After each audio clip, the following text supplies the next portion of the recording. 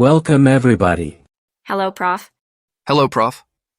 This video is dedicated to the triumph of genetics in the service of forensic police, genealogy, the history of population movements, and the confirmation of the theory of evolution. Genetics, and genetic genealogy, use DNA, which is found everywhere in the body's cells. DNA contains a unique genetic code, which corresponds to each living being. This genetic code uses a four-letter alphabet, A, T, C, G. These letters are combined in threes to form codons, which correspond to instructions for protein production. It is as if each living being is a unique book written using these four letters as an alphabet. Genetics, and genetic genealogy, are widely used today in the service of forensic police, the history of population movements on the planet, and as proof of kinship between living beings. Proven methods and examples have been reported in literature and the press. Here are 3 cases of crimes solved using DNA a long time after the facts. The first case is a case in France. 18 years after the events, in 2013, DNA evidence linked the murder of a 10-year-old girl in Isère, Saïda Berche, killed in 1996, to her killer, Georges Pouy, who was identified, tried, and sentenced to 30 years in prison. The second case is that of the Golden State Killer, also known as East Area Rapist, an original Night Stalker. He is an American serial killer who operated in the 1970s and 1980s. His real name is Joseph D'Angelo. His crimes were committed between 1974 and 1986 in California. He broke into houses at night, attacked his victims, tied them up, and threatened them with a weapon. He committed robberies, sexual assaults, and murders.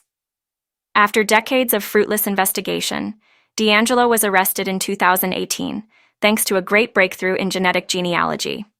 Investigators compared DNA found at crime scenes to online genealogy databases, and were able to identify distant relatives of D'Angelo and then trace them back to him. This revolutionary technique involves comparing the DNA of an unknown suspect to genealogical databases.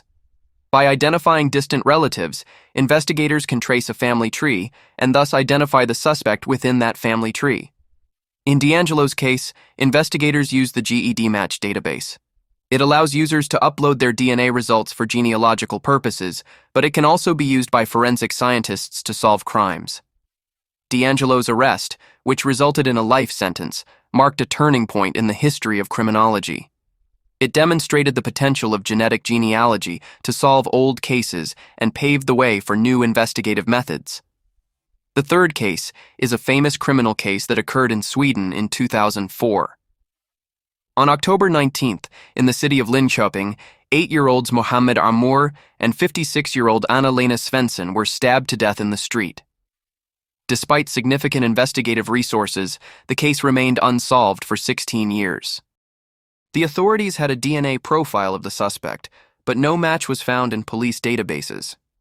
But in 2020, a decisive breakthrough was made thanks to the intervention of a genealogist who applied a method combining DNA analysis and genealogical research. This approach led to the identification of Daniel Nyquist, who was subsequently arrested and convicted. As mentioned earlier, genetics and genetic genealogy are powerful tools used to solve crimes and convict criminals. Here's how they work. First, investigators collect biological samples, blood, saliva, hair, sperm, etc., from crime scenes, as in the cases cited above. DNA is then extracted from the collected samples. A unique genetic profile is then created for everyone from the extracted DNA. This profile is comparable to a fingerprint. Finally, the genetic profile is compared to DNA databases to identify potential matches. DNA databases are a powerful tool for forensic police and science. It uses 2 main types of DNA databases to solve criminal cases. The first is a national automated DNA profile database. It contains the DNA profiles of people who have been convicted of serious offenses, as well as people implicated in criminal cases. By comparing the DNA of the individual found at a crime scene, even very long in advance, with the profiles in the database, investigators can identify potential suspects. This is the case in the first example cited previously. This type of database also makes it possible to determine if the same person is involved in several cases. The second type is genealogy databases. These public databases created by private companies contain the DNA profiles of people who have taken a genealogy test to trace their family tree. In some cases, as in examples 2 and 3 cited previously, they allow the identification of unknown suspects when no match is found in the first type of database. Investigators can use these genealogy databases to search for distant relatives of the suspect. Investigators build family trees from the matches found to trace the suspect. Their DNA is then taken to verify it with that found at the crime scene. Genealogy databases can help solve long unsolved cases. These methods combine the power of science and technology to help the justice system solve once unsolved mysteries. Genetic genealogy also uses DNA to trace the history of our ancestors and population migrations through time. How does it work? DNA accumulates mutations over generations. These mutations are a bit like a molecular clock. Using these mutations, by comparing the DNA sequences of different people, geneticists can estimate the time elapsed since their last common ancestor. The results of genetic tests are compared to vast databases containing the genetic profiles of people from around the world. This makes it possible to identify genetic matches and estimate the geographic origins of our ancestors.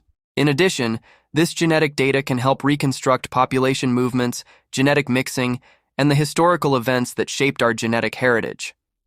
This has helped confirm some theories about human migration, such as the exodus from Africa and the colonization of new lands. For example, genetic studies have shown that Native American populations are descended from ancient Asians who crossed the Bering Bridge, which existed several times between eastern Siberia and Alaska, thousands of years ago. Genetics and genetic genealogy also play a crucial role in understanding the kinship between species. Whole genome sequences are analyzed to identify similarities and differences between species. Genes like each other, called homologous genes, are studied to trace evolution and common ancestry. Mutations accumulated in DNA sequences can indicate the time elapsed since species divergence. Phylogenetic trees are then constructed using this data to represent the evolutionary relationships between species. Genetic studies show that humans share a large portion of their DNA with chimpanzees and bonobos, about 98%, indicating that they share a recent common ancestor, about 5 to 7 million years ago. While macaques and humans share only about 93% of their DNA, indicating that they share a much more distant common ancestor, about 25 million years ago. The countless cases of kinship relationships between humans resolved, and criminal cases elucidated using genetics and genetic genealogy, clearly demonstrate that the results obtained, which confirm and validate the theory of species evolution, are highly reliable. Despite this, many people still do not accept our ancestral kinship with the great apes for religious or ideological reasons. Yet, they accept Earth's dust as human source material without any problem. Who is closest to humans? An animal that has the same body shape, the same organs and their functions, the same way of reproducing, plus 5 fingers, or the dust of the earth. In any case, nothing will stop progress, it is written in the genes. Thanks for watching this video until the end, and see you soon in another topic.